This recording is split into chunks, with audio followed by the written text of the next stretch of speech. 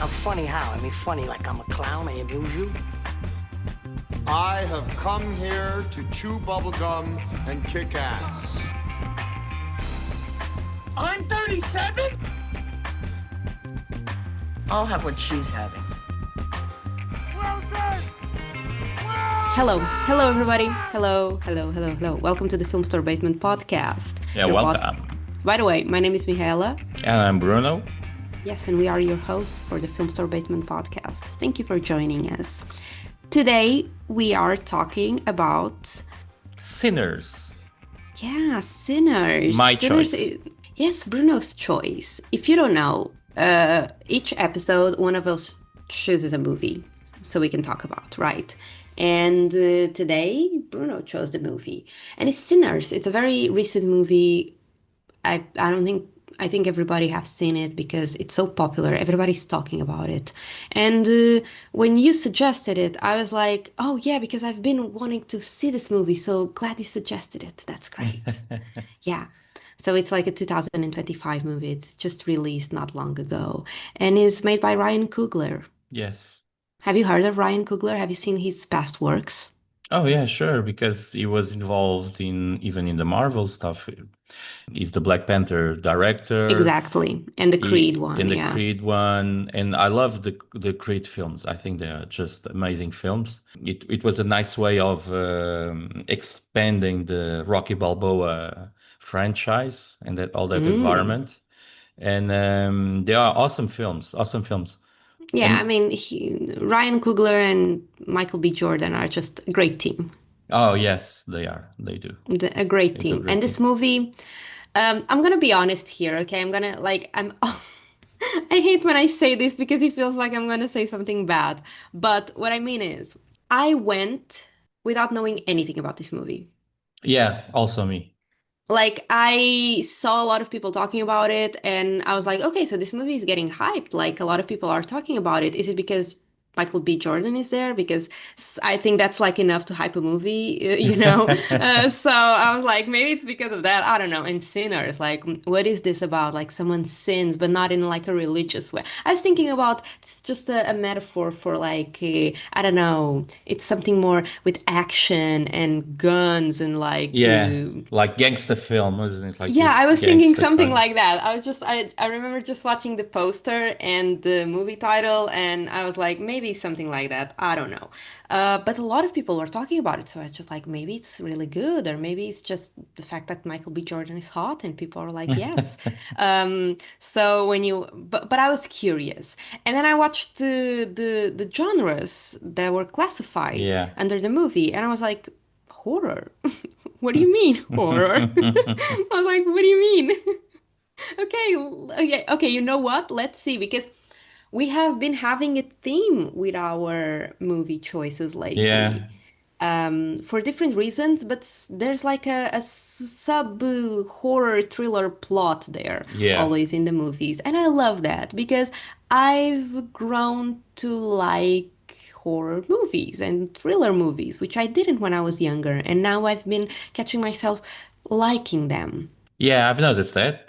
Yeah, you've noticed it. Like, and I also feel like horror movies are not seen as like highbrow, you know? I mean, you have some of them that are seen like just really good and cinema with capital C. Yeah. But like in general, like these types of movies are really silly, you know? Like I think that's really important for the genre because I do feel that the horror and thriller maybe not so much, but especially the horror genre is not appreciated during award seasons as it should.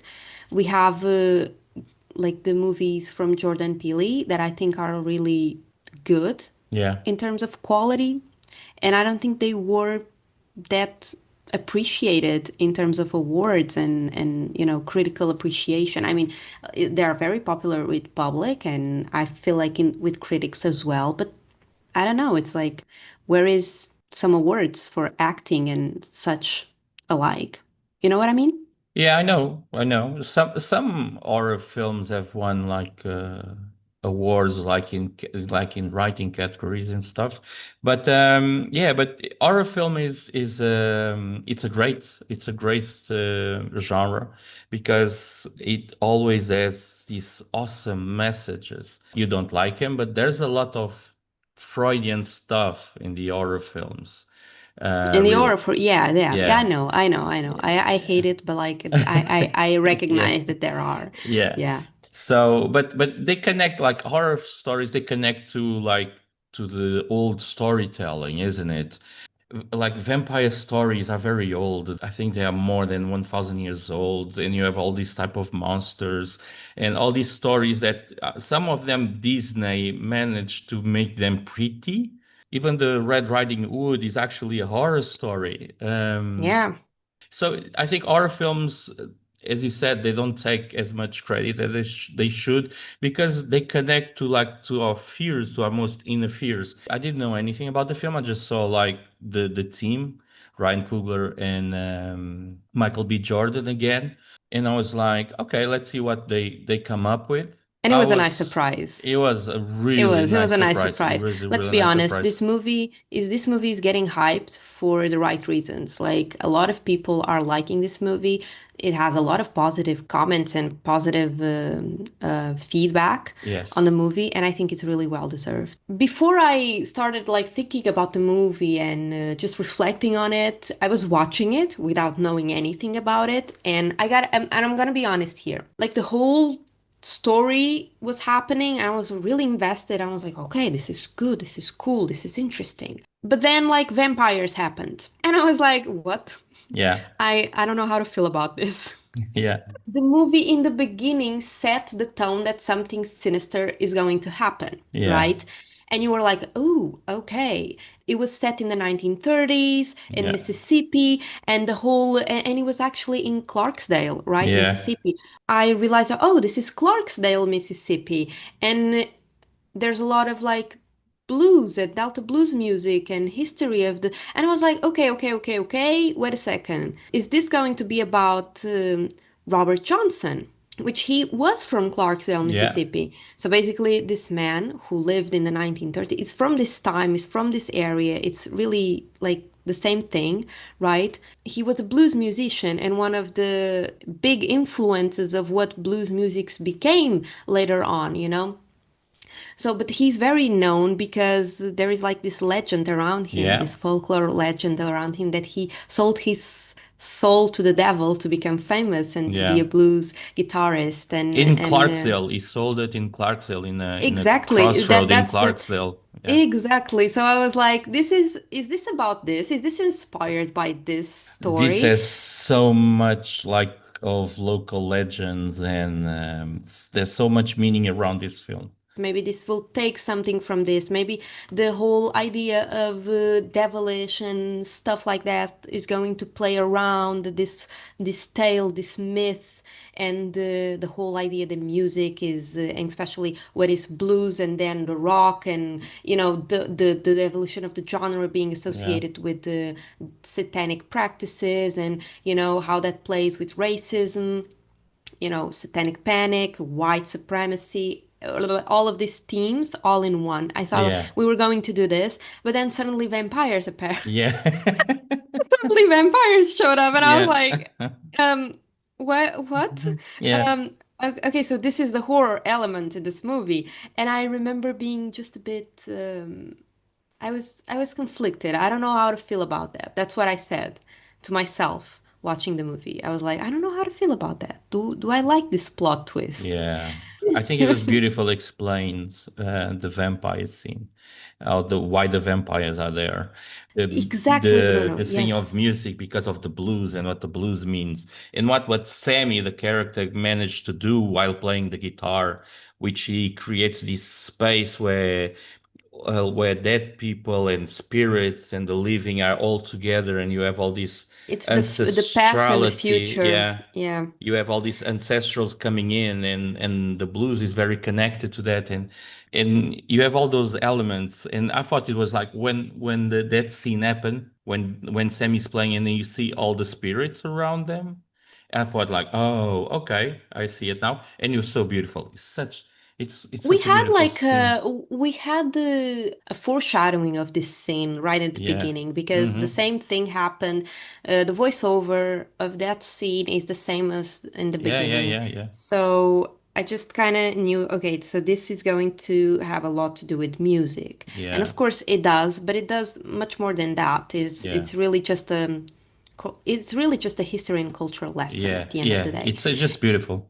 The whole vampire thing is just a metaphor, honestly. Like Yeah. it's fun, it's fun, Yeah. but it's a metaphor. It's a metaphor. Yeah. Therefore, I just want to ask you, so we can do our little game here. Yeah. Plot in a sentence. Like, what's the plot in a sentence for Sinners?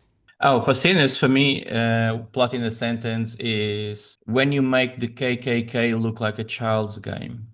Okay. What? Okay. My plot sentence for Sinners is going to be vampires as culture vultures. Yeah. Yeah, I don't know how to speak. Yeah. Vampires as cultural vultures. You have a thing Anyway, with ours. yeah. Yeah, I do have a thing with ours. I'm so sorry. If you know, you know, honestly. Yeah. If you know, you know. If you've been listening to us for a while, you You know know. you know where this goes. Anyway, I think that those are pretty cool. I think Yeah. Sinners has a lot to play with in terms of like having a plot sentence.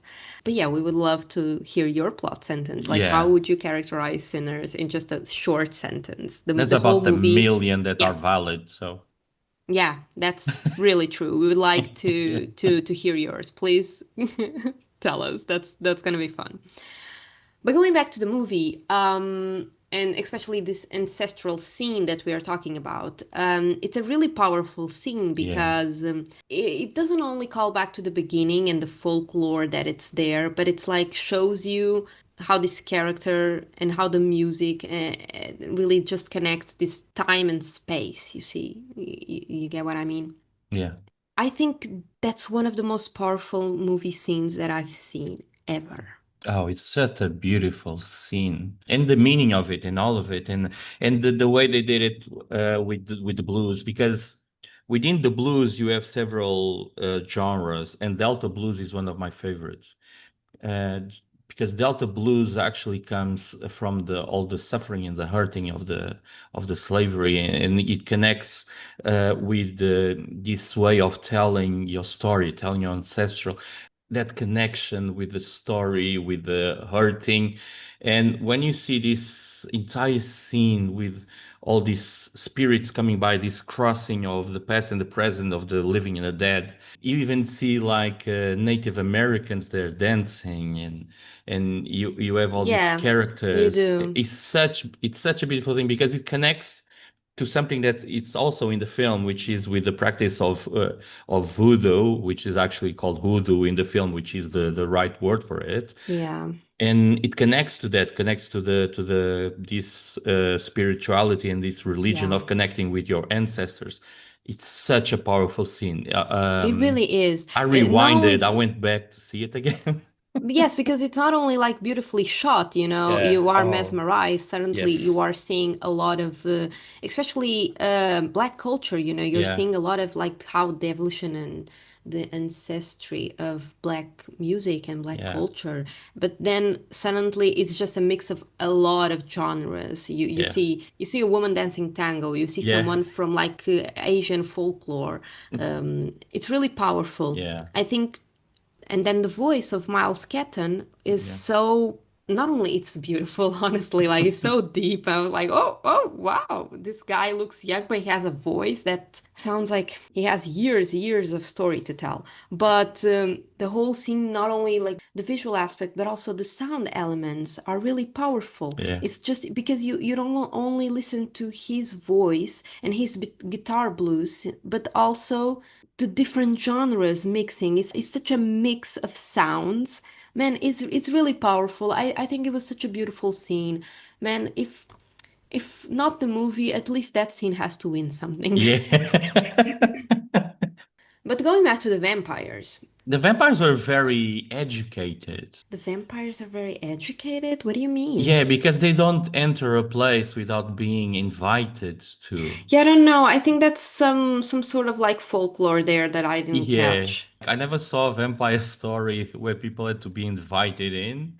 I gotta say something. The only thing that I really did not like at all, it was the vampires being able to jump and fly. Why? There's a lot of films like that. Yeah, I know, but I don't like that. I Ah, think it okay, looks okay, okay. silly Okay.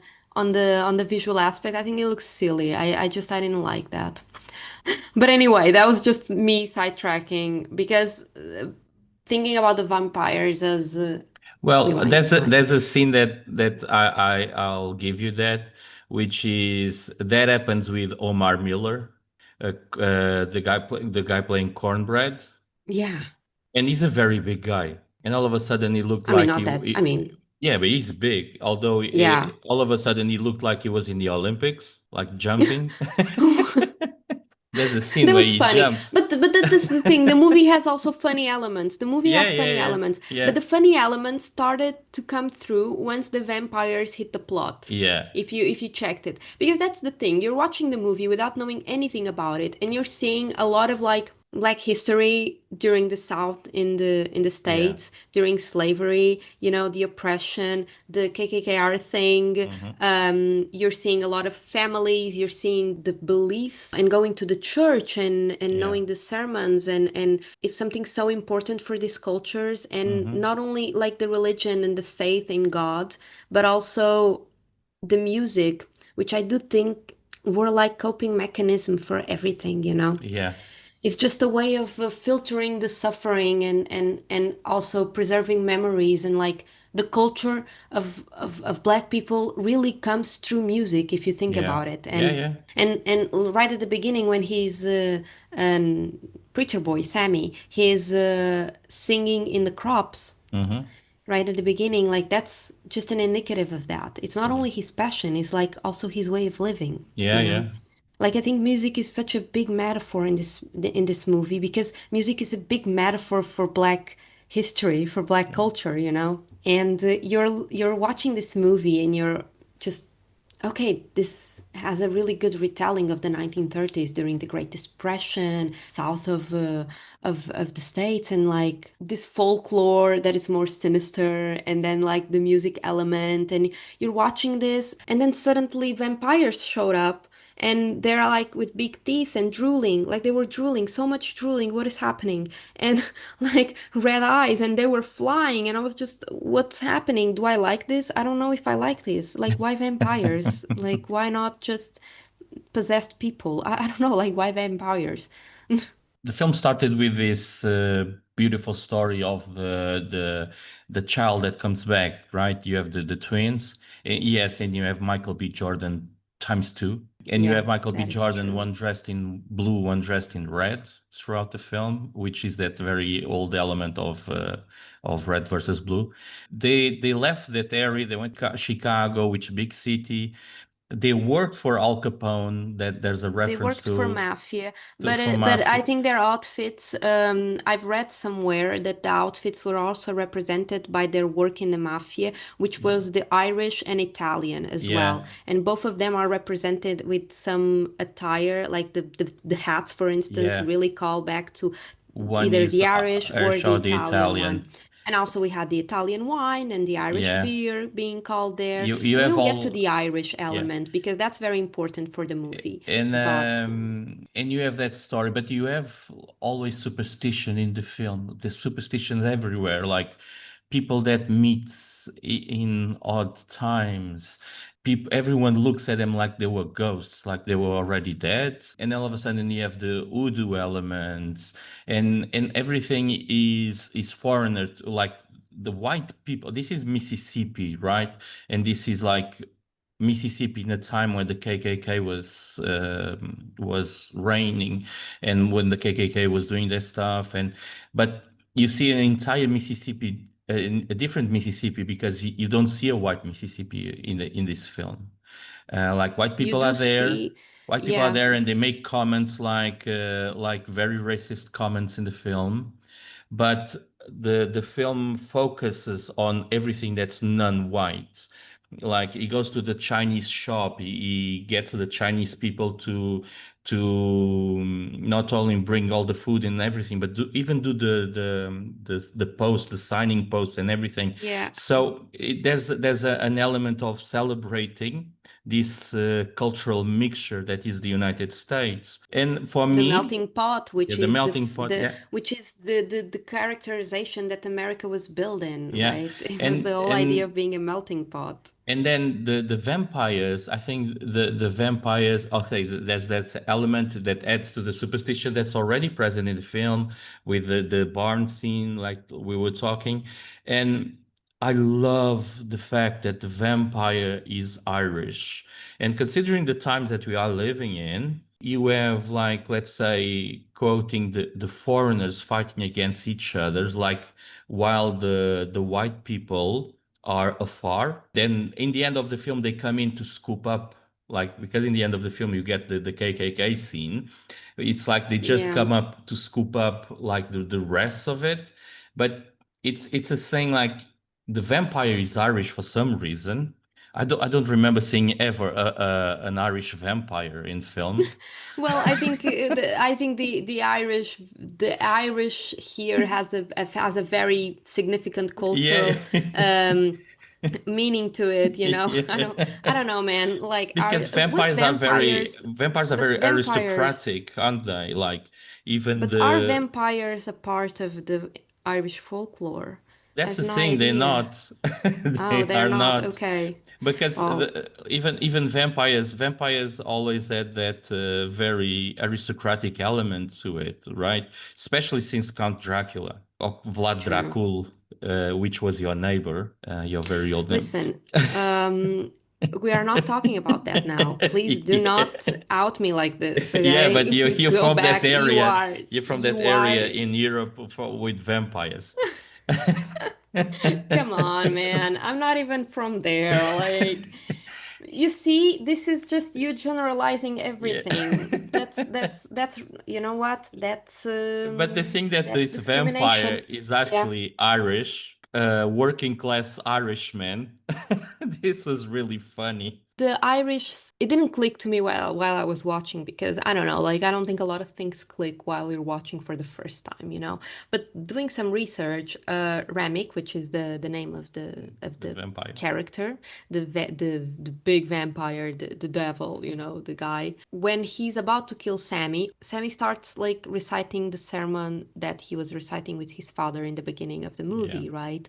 And it was about you shall not fall to sin and something like that. I honestly I don't know. I'm sorry, but Yeah. you know it's in these words in this it's and Ramic knows the lines and he starts reciting with him, Yeah.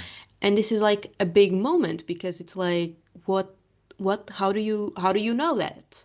Is it because you're the like is it because you're the devil and you just like to you know screw Christianity mind? Like what is it? No, it's actually because He's a it's Catholic really a Irish. metaphor. Yeah, it's because he's Irish, and it's really a metaphor about how the Irish were also oppressed by the English to Yeah. convert to Christianity. Yeah. And the Irish, the same as like black communities and the Chinese communities back in the States during this time, were subjugated to oppression, discrimination. They were outsiders, seen as less. So him, Remick, actually showing his Christianity just shows, first of all, shows that he's an ancient being because not only because of the gold coins that he carries Yeah. are really ancient, but like him knowing that shows that he's from the Christian time where Irish people were still Yeah. not Christian, but then turned into Christian. So it's like, oh, okay. He wants to connect with the past. That's pretty obvious from his lines in the movies. And there's like a big discourse around is Remick racist or not? And I would argue that there is always some sort of racism being practiced. Yeah, If you want to strip black people from their culture and when you want to steal them, as in the metaphor of vampires, is like you're sucking whatever is convenient out of their culture, you know? And this is honestly just something that still happens today. We see a lot of this happening, stealing from black culture, but not stealing the black culture in yeah, its entirety, but stealing only what's convenient or what it's gonna be popular, and it's just utilizing this for a couple of moments for virality or popularity and whatnot, and then just throwing it aside. You know, I do believe that that's the metaphor for vampires in the movie. yeah, That's why I said that my plot sentence was cultural vultures. The yeah. vampires are cultural vultures with their teeth. I don't know how to say ours. Oh my God, I hate myself. But the Irish symbolism here is very important also because of the Natives Americans. Yeah, I think I read that it was the Choctaw yeah, community, and I think this was like the natives that really helped the Irish during which is called the potato famine, but also the Great Hunger because mm-hmm, I think the Irish people call it the Great Hunger. yeah, I think they helped the Choctaw people really helped the Irish. And from what I understood, Remick was trying to get to them because when we are first introduced to Remick, he's like burning, and you're like, "What's yeah, happening? Oh my God, what's happening? This man is beat up. What's happening?" Um, and he was being chased by some men, and you were thinking, "Okay, these men, like, what's happening? What is happening in this time? Like the plot, you're not still understanding, you know."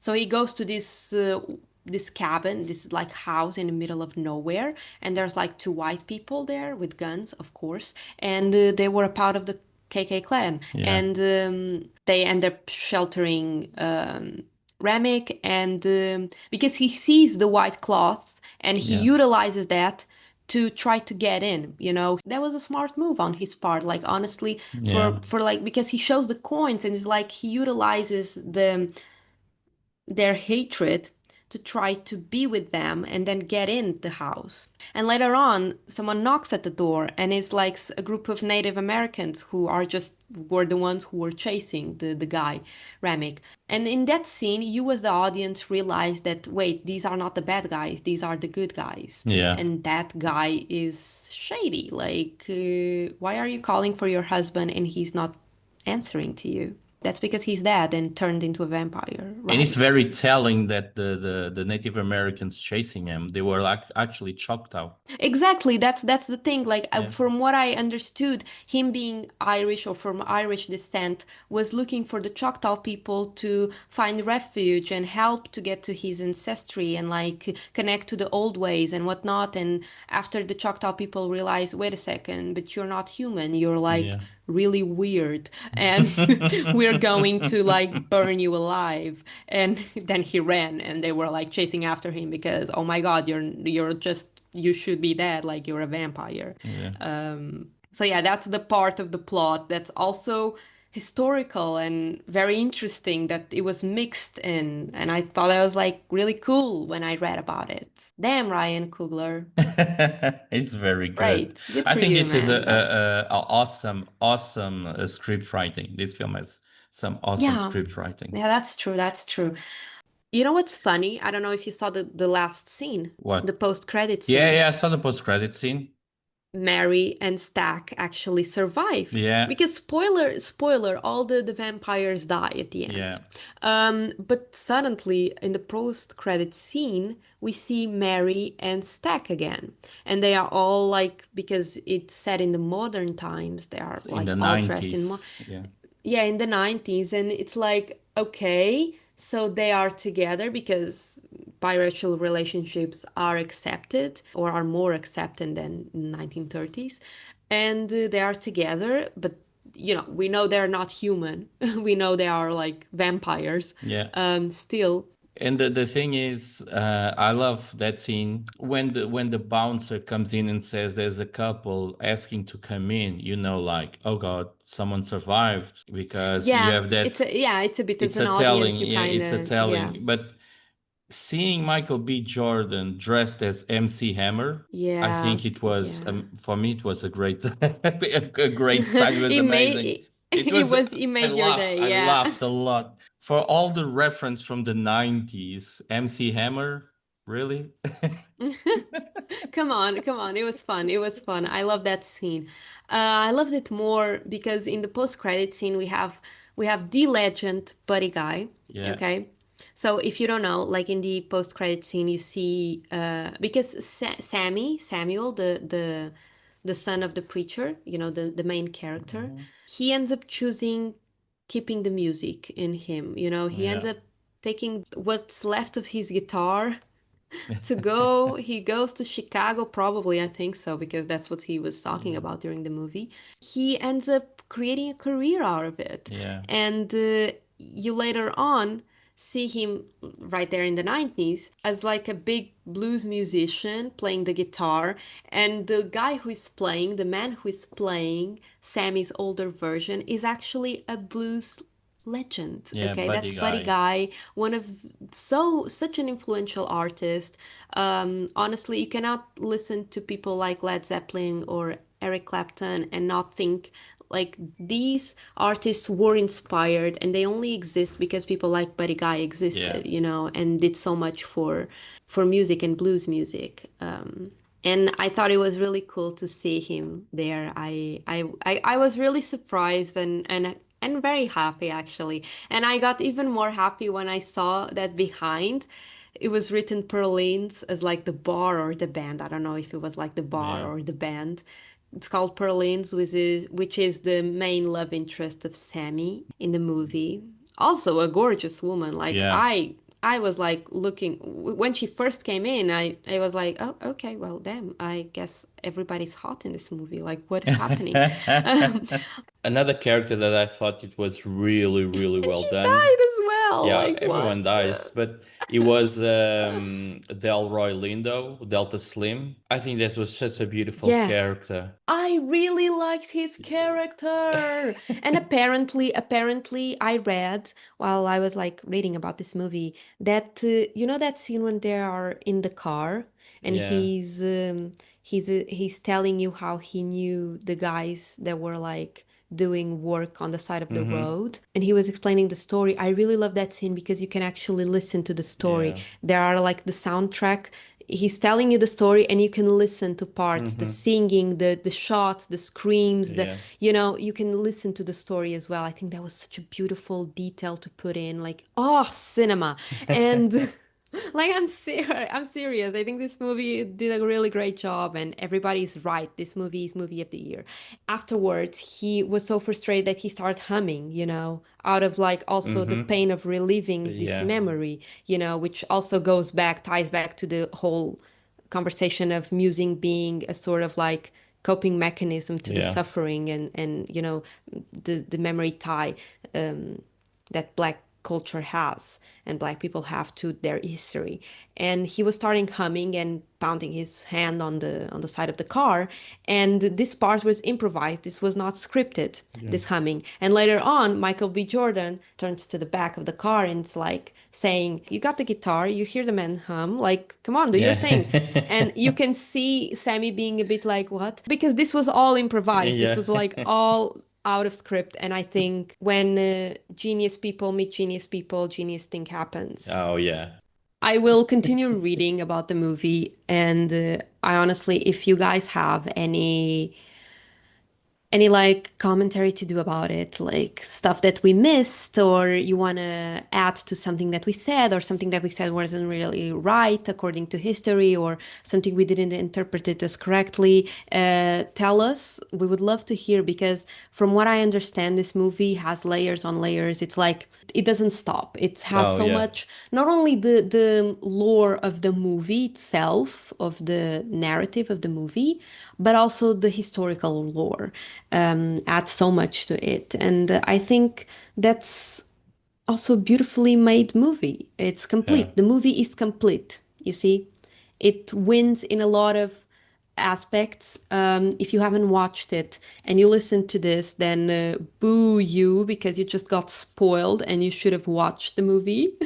But thank you for listening. That's really good of you. Thank you for listening. But if you have watched it, then please tell us what you thought. What did impress you the most? And you know what? Let's just start a campaign for this movie to win Movie of the Year at the Oscars. But Let's this was a see. really strong movie. Congrats to everyone who worked on it, all the team, like everyone, producers, makeup artists, editors, the actors. Man, I don't know, even the background people, like, good Yeah. for you. Everyone, good job. We loved it. This is a 10 out of 10. Filmstore Basement approved. And And for the first time in a long time, you actually enjoyed the film that I chose. oh, that's correct. That's also something very positive Yeah. about See, this see, because I see. haven't not liked the movies that you have been choosing. I've been very Yeah. critical of them. Like, Yes. I've been thinking this man actually has a degree in cinema. I've been choosing stuff that are like so, ugh, what a woos. I don't know, man. Just not my thing. But this one, congrats, Bruno. No, thank you, You thank did you. good. You did Oh, great. Yeah. thank you, thank you. Thank you. Thank you. And thank you, the listener, for sticking to the end of this episode and for listening to us. Please follow us on our social media, which would be Instagram, is where we are most active. You can email us with movie suggestions. We have our email linked down below. And just chat with us. I don't know, share this or comment, and let's create a good community of movie lovers. That would be really cool. And bye. See you next time. See ya.